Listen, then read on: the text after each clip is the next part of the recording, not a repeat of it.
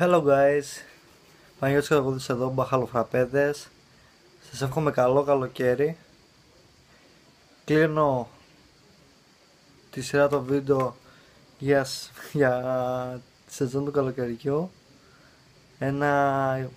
Σας εύχομαι τα καλύτερα, να περάσετε καλά στις παραλίες. Και από μένα έχει πολύ ζέστη. Όντως έχει σήμερα πολύ ζέστη στη Θεσσαλονίκη. Από μένα τα καλύτερα, να ατμίζετε όσο περισσότερο μπορείτε και τα λέμε από Σεπτέμβριο. Καλό καλοκαίρι για το atmisma.gr.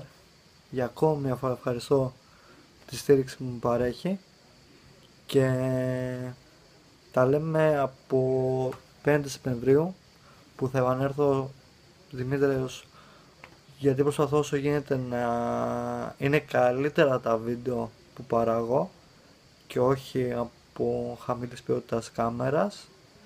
Προσπαθώ όσο γίνεται να γίνει μια πιο επαγγελματική δουλειά που θα βοηθήσει και εμένα και εσάς να απολαμβάνετε τα βίντεο μας. Αν σας αρέσουν τα βίντεο, κάντε subscribe στο link που θα σας δώσω από κάτω. Ακολουθήστε μας πλέον στο YouTube, στο κανάλι μας μπαχαλοφραπέδες. Κάθε like, κάθε subscriber από εσάς σημαίνει ότι κάνω καλά τη δουλειά μου και μπορώ να τη συνεχίσω. Εγώ μια φορά, καλό καλοκαίρι, τα λέμε από Σεπτέμβριο. Εγώ πάω στην παραλία. Το καλύτερο το άφησα για το τέλος.